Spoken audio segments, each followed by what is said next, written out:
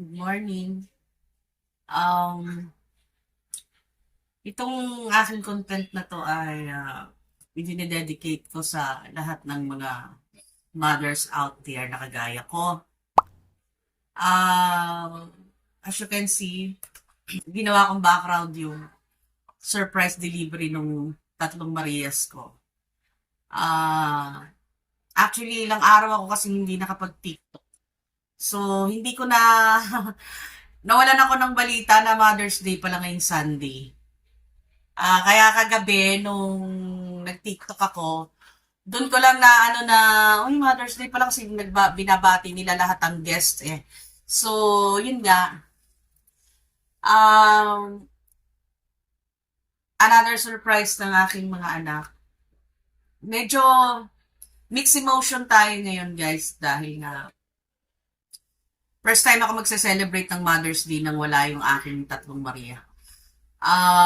Pero masaya din ako kasi unti-unti nang natutupad ang mga pangarap pa nila sa buhay. So, yun nga, siguro para matupad talaga yung mga pangarap, kailangan mo nang magkahiwa-hiwalay pansamantala. Pero ganun pa, malungkot pa rin syempre. Kaya dun sa mga bago pa lang nagiging ina, wala naman talaga sa edad yan eh. Kung ilang taon ka magkakaanak, bata man o may edad ka na. Kasi isa lang talaga yung, pag naging ina ka, automatic naman kasi talaga yung pagmamahal mo sa anak mo nandun. Yung gusto mo siyang protektahan sa lahat ng mga taong makaka-harm sa kanya. Yun nga lang siguro kaya nagkakatalo-talo yun. Ako kasi sa experience ko, naging mother ako at the age of 16. So, andun talaga yung hindi naman nagbabago yung pagmamahal mo noon hanggang sa mapalaki mo sila. Ngayon ay 53 na ako. So, siguro ang kaibahan lang noon dahil masyado pa akong bata, yung pagtsatsaga, yung pag-aalaga talaga, aminado ako doon siguro hindi ko masyadong naibigay ng todo kasi nga bata ka pa kahit ikaw kahit ako noon eh parang naghahanap pa rin ng pag-aalaga. Luckily ang napangasawa ko ay matured na kaya hindi na yung mga pagkukulang ko napunan niya. Ngayon doon naman ngayon pag nagkakaedad ka na pala mas tumatapang ka talaga para sa anak mo. Kaya minsan hindi mo masisisi yung iba kung bakit minsan sumusulko sila sa laban sa pagiging ina. May mga ina na kagaya nung isang news na talagang pag naiisip ko na nababagbag yung kalooban ko kasi 11 days yung iniwanan yung baby niya. Tapos siya ay nagbakasyon. Hindi ko alam kung paano niya nagawa yon. Pero for sure, habang buhay niyang pagsisisiyan niya kasi namatay yung anak niya at saka alam kong mahal na mahal niya yung anak niya. Siguro meron siyang mga pinagdadaan hindi natin alam. Hindi tayo pwedeng mag-judge. So, yun nga, basta dapat lahat ng ina ay saluduhan natin. Hindi man sila hands-on mom, working mom man sila o ano, higit sa lahat yung mga working mom na nagiging hands-on pa sa kanilang family. So, ayun, darating talaga yung panahon na pipili ka. Ako sa part ko, talagang nagkaroon ako ng major decision kung ang mga anak ko ba o yung pang sarili ko. So talagang mananaig yung pagiging ina mo. Hindi naman ako nagsisi kasi ay iyak ako. Kasi guys, yung mga anak ko, hindi ko lang sila basta naging anak eh. Body-body ko sila yung tropa ko, sila lang talaga kaming apat ang yung magkakasama. Every time na lalabas kami, or may problema ang family, sila lang. Kasi nga, dito sa, hindi, talagang homebody rin ako, hindi rin ako talaga lumalabas ng bahay. Siguro kasi ganun ako. Hindi naman talaga natin dapat paikutin ng buong buong mundo natin sa mga anak natin. Kaya lang kasi, hindi pwede siguro sa ugali mo, sa pagkatao mo, hindi mo naman talaga mababago yun. May mga ina, chill-chill lang sila, pwedeng malayo sa anak. Ako kasi, eto yun eh. Kumbaga, guys, lumaki kasi ako ng walang pamilya, walang kapatid, walang magulang. Naging magulang din ako nang wala akong idea kung paano ko sila alagaan pala nakikiin. Kaya nagpapasalamat talaga ako kay Lord kasi napakabuti niya talaga. Hindi ko, kahit ngayon, hindi ko ma-imagine kung yung mga success na tinatamasa namin kung bakit deserve ba ako. Kasi, syempre tayo, wala naman tao hindi nagkakasala, di ba? So, ako, kasi nga lumaki siguro ako ng gano'n, kaya para sa akin, eto lang yung akin eh. Etong mga anak ko, itong apat kong anak, akin to. Hindi ko rin sinasabi na pag-aari ko sila, pero para sa akin, sila lang talaga yung masasabi kong binigay ng Diyos sa akin, na akin, galing sa akin. Tapos, nagpapasalamat pa ako kasi nadagdagan pa yung son-in-law ko. Napakabait din. Na talagang parang anak na namin ng daddy niya. May bonus pa kami. Binigyan kami ng son-in-law na super bait. Hindi kami tinuring na iba. Hindi niya inilayo sa amin ng anak namin. Sa halip siya yung lumapit. Kami yung ginawa niyang pamilya talaga. Kaya nagpapasalamat ako sa iyo, anak. At ito lang may papangako ko sa iyo.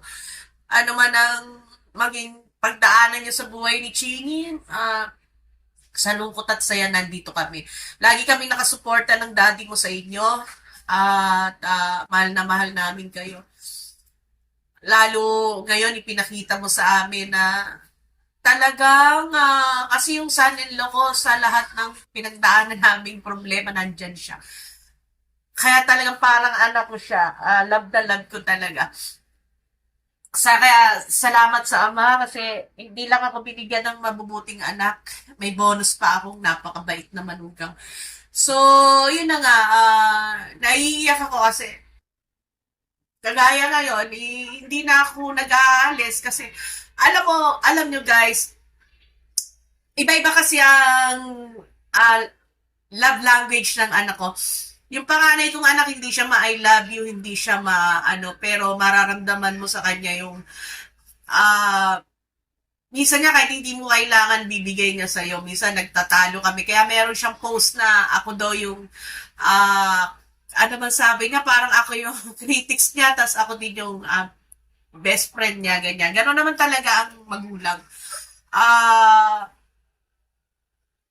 Kasi minsan nakala niya siguro hindi ko na-appreciate yung mga binibili niya, yung pag niyaya niya na ako sa labas. Siyempre tayong mga magulang, pag gastos, lalo pag ang anak natin nang gagastos, di ba? Siyempre, pag hindi kailangan, hindi tayo, parang hindi tayo masaya. Pero, ano pala, pagka pala wala na, doon mo marirealize, totoo talaga yon na, ay, namimiss ko yung ganon, yun kasi yung love language niya, magkaiba kasi kami.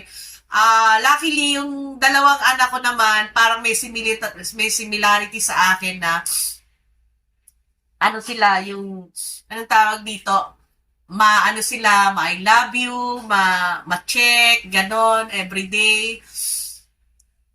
Yun, yung isa ko namang anak na lalaki ay ano naman yun, parang akala mo wala lang sa kanya, pero nung umalis na yung mga ating niya, siya yung tipo ng anak na, ay, wag mong gagalawin ng pamilya niya. Talagang mag-aano siya talaga, hindi siya papayag na maargabyado. Ganon, iba-iba sila eh. Ayun, yung akin namang isang anak na lalaki, yung aking son-in-law, ano naman siya, very supportive naman siya. Sa lahat ng bagay, maasahan mo siya anytime, kahit gabi o ano, talagang ipagdadrive ka niya. Napaka-thoughtful din. Kaya nagpapasalamat ako talaga at talagang siya yung ibinigay ng Ama para sa anak ko. Thank you so much, Lee. Ngayon, yun na nga, kaya ako naiiyak kasi nga, yung mga anak ko, hindi ko lang basta anak, barkada lahat. So, kayong malayo sila. Actually, meron pa kasi akong mga dapat ayusin, kaya hindi agad ako makasunod sa kanila. Pero promise ko, pag natapos ko to, talagang andyan na agad ako. So, salamat sa flowers, sa balloons. May isa pang chocolate. Ayan. Ewan ko ba, emotional talaga ako pagdating sa mga anak ko. Yun. Binabati ko rin ang aking biyanan, ang mother-in-law ko, ang mga bilas ko. Happy Mother's Day sa inyong lahat. Yun lang.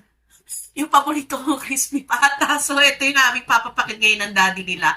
Thank you so much mga anak. I love you. See you soon.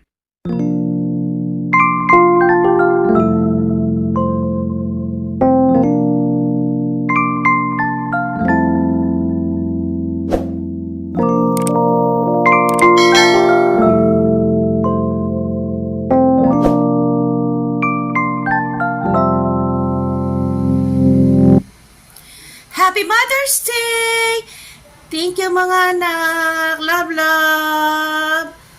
Oh. Kumpletong kumpleto. Ang aking favorite na crispy pata. Salamat. Oh. At saka yung cake. Thank you so much, nak. Ano pa ba? Titirahin na namin to bago matira ng iba.